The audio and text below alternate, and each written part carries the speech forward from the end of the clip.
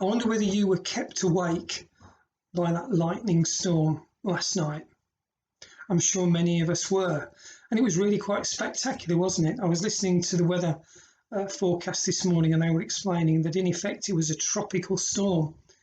That as the heat rose from the ground, it met cold air in the sky and produced that fantastic electrical display, which was accompanied by a very heavy downpour of rain and the thunder. But the lightning went on for a long, long time. And I was reminded about lightning this morning because at the moment I'm reading through the book of Matthew, and I'm in chapter 24 at the moment, and it says this, and this is talking about the second coming of Jesus. Verse 27 says, "For as lightning that comes from the east is visible, even in the west, so will be the coming of the Son of Man. For as lightning that comes from the east is visible even in the west, so will be the coming of the Son of Man." And Jesus is telling us there that when he returns, the whole world will see him. Just as we all saw the lightning in the sky, across the world, people will see the return of Jesus.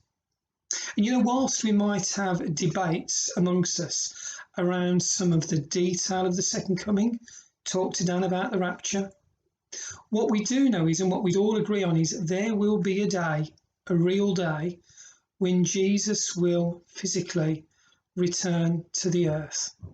We don't know when that will be. It could be today. It could be tomorrow. Who knows? But there will be a day when Jesus returns. And that's a great thought for us to keep, isn't it? And to remind ourselves of, that even as we go through difficult and changing times, God knows about them. They're part of his plan, and part of his plan that is leading to the return of Jesus. The hope that we have that one day the Lord will return and that all things will change then as he establishes his kingdom on the earth.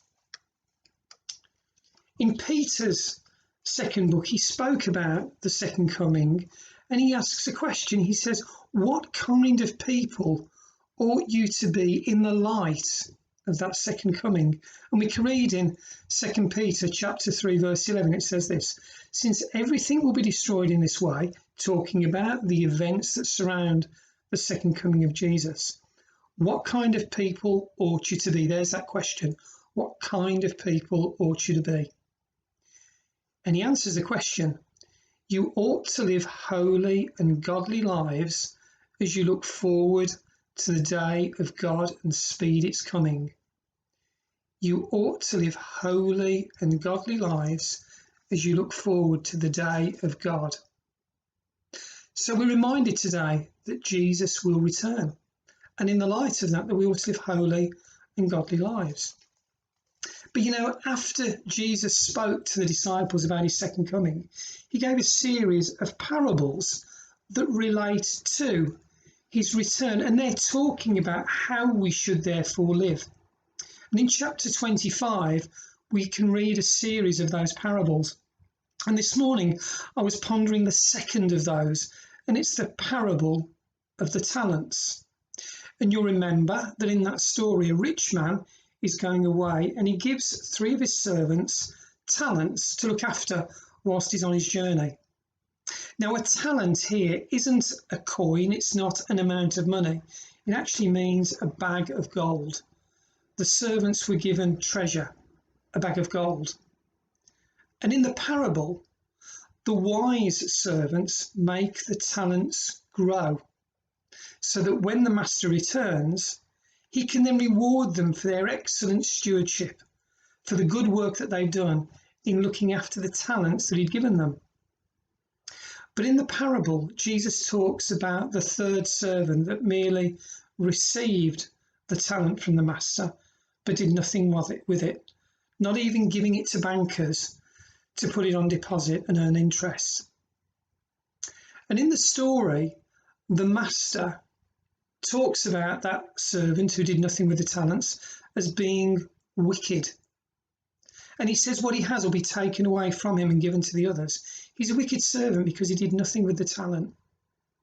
So Jesus is telling us that after he told us about the events surrounding his return. And so just as Peter says, what kind of people ought we to be? Jesus is telling us here as well, the kind of people we ought to be. We ought to be people that make our talents grow. And that's talking about fruitfulness in our lives. We know that there is the fruit of the Spirit where the Holy Spirit works in us to generate fruit. But you know that fruit generation isn't something that happens without our input, without our effort. It means that we have to work on it too. So, 3 thoughts for the day. Jesus will come again. Jesus is returning. All things will change when that happens. But in the light of that, we ought to consider the kind of people we ought to be. Peter tells us to be holy people. And Jesus says too that we should be people that take what he's given us and help it grow. He's given us his Spirit. He's given us fruit. We need to make that grow. Let me leave those thoughts with you today. Jesus' return, the kind of people we ought to be, growing the talents that we have in our lives. Thank you.